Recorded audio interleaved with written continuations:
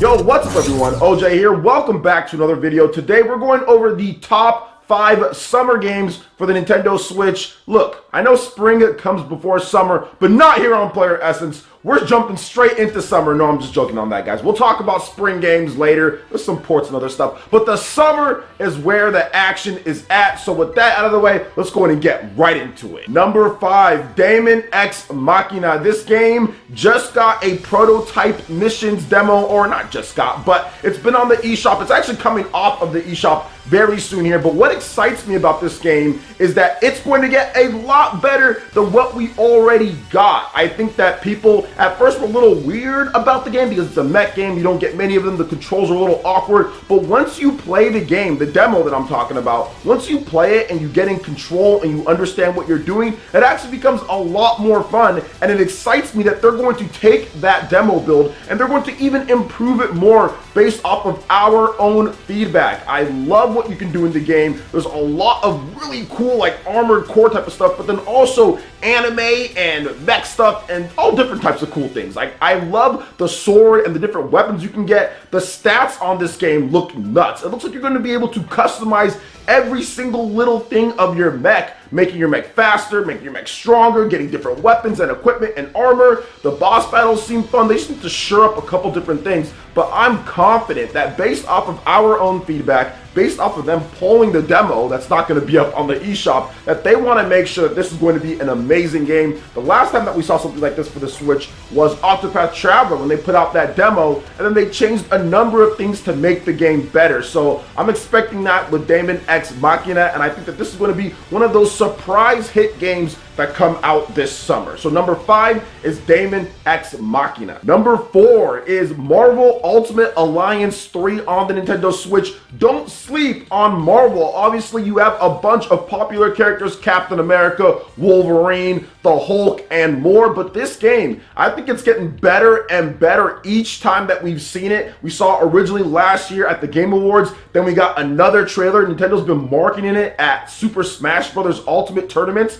I think that this game's going to surprise a lot of people on how good it is. Here's the thing though, guys. Despite it having popular characters, it's one of those dead franchises, or long dead. The last time that we've seen a game in this franchise was like 10 years ago. And this is an action arcade style beat 'em up. So think of like Double Dragon back in the day, or Final Fight, but then also add in some of the modern action RPG elements, and you've got yourself Marvel Ultimate Alliance. It's a fantastic game. If you love like X-Men Legends and those style of games, this is exactly what that is. And what I like the most about these type of games is how the co-op play works, how you can combine your powers to create new things, and certain superheroes work better with other superheroes. And when you get on the harder difficulties, you're definitely going to need to know the combinations. So Marvel Ultimate Alliance 3 makes it on number 4 for being just amazing. So I can't wait to check this one out. Number 3 is Super Mario Maker 2. Yes, this is a game that I'm not super excited about, but I'm super excited to watch. You guys know, with the additions of those trusty slopes,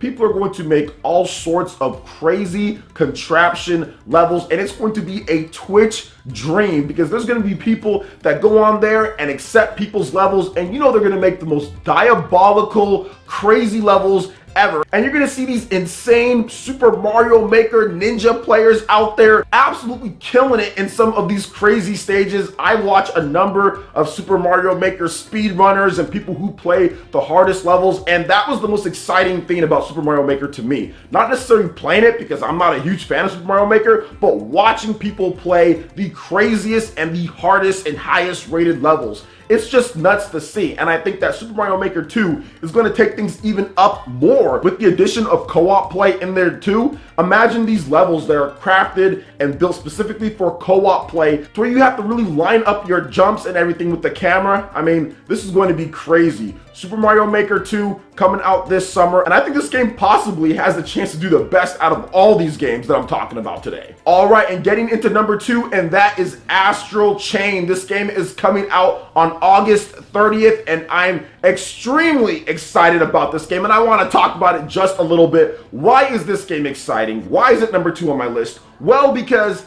it's Platinum Games. For those who don't know, Platinum Games, Bayonetta, you also got Nier, Mad World, Vanquish. I mean, they've done so many of the classic, amazing looking action games out there. So then when you put Hideki Kamiya as a supervisor, in addition to the Nier producer, and then you get some of the best talent around Platinum Games, and Nintendo is publishing it, that is extremely hype. I love the concept of the game where you're actually going through with your twin or whatever it is, and you're like an anime police force. That's so cool, like an anime police force going around combating demons, trying to fight this hierarchy of crazy scientists that are unleashing these things on the city. Let's just talk about the graphics just for a little bit. I love the style of it. Not necessarily the textures and the detail and how everything is, but just the style of the graphics, absolutely amazing. It reminds me of like a Ghost in a Shell type of deal, and the look of it just fits. It just fits what the Switch does, and it has me excited to go through and explore that world. It looks like you're going to be able to do a lot of crazy combos, and that's what Platinum Games is known for. If you've played Nier or if you've played Bayonetta, you know what I'm talking about here. But this game seems to take it to a little bit of an extreme, because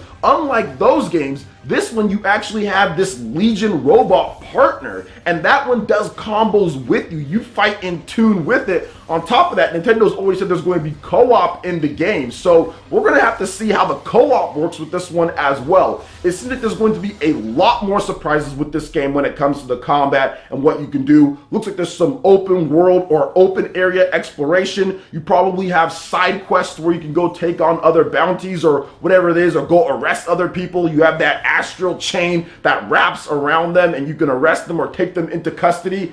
Anime police force to the rescue, yo. So I'm really excited about this one. And another thing that I want to see with this game, and probably the most exciting thing about this game to me, is, believe it or not, how the story intertwines with the gameplay. The Legion, the tech. How did that tech come to be, and what can we advance with that tech with the story? So what happens with that Legion tech? How many more upgrades do you get, and what happens with the story with it? How do they get that to combat these demons and all that? What happened with that? So to me, that's the most exciting, because a lot of these Platinum Games titles, you learn about the weapons and where they came from, or what happened with them as you progress through the story. And it's one of the exciting things with it. Heck, Nier is like that at times. You also have Bayonetta as well, and various other games that Platinum Games has done before. So this game is looking absolutely amazing. We already have a release date of August 30th. Nintendo Platinum Games very confident that they're going to be able to get this game on time, and it's easily going to be one of the best summer games,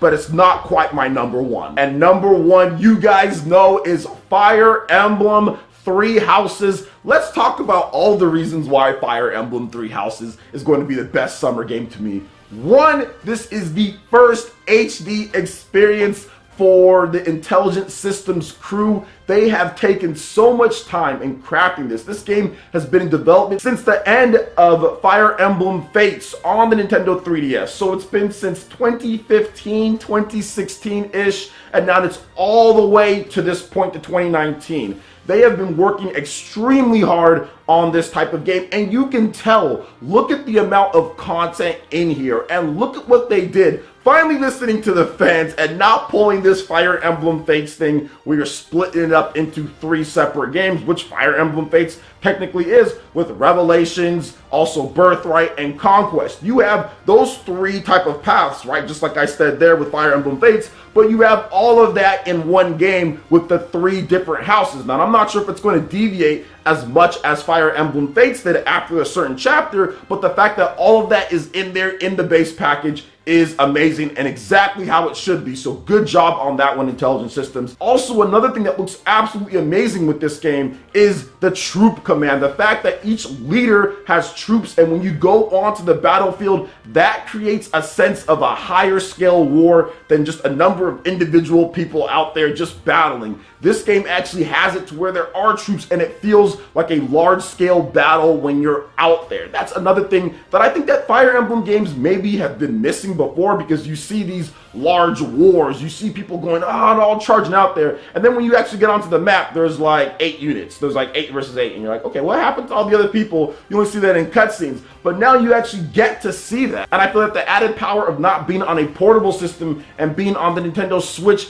has really benefited the team at Intelligent Systems in order to make a vision and the style of game that they want to make with the troops, and actually having that factor into the battle to where they can give you extra powers and skills and you can use them to attack. Like you're commanding each of your legions of troops to do something in a larger and bigger battle. So that is just one of the most amazing things about Fire Emblem. But also, Intelligent Systems is that team that will put those little touches into the game. The free roaming parts, for example, when you can go to the castle, to the school, and you can learn new skills, the academy, that type of stuff is going to be a lot of fun to go through, because I actually really had a lot of fun in the barracks and talking to different party members and building their affinity and all of that. You're gonna get all of that in this game as well. So that's just also another great thing about Intelligent Systems, and we saw a lot of that in the last video presentation for Fire Emblem Three Houses. We saw how you can upgrade your skills, you can get new abilities, and then you can actually test it out right there, then go onto the battlefield or the training field and test it out some more in terms of what you can do, the critical hits, the style of the game. By the way, the style and the look of the game is looking absolutely beautiful. The best looking Fire Emblem, easily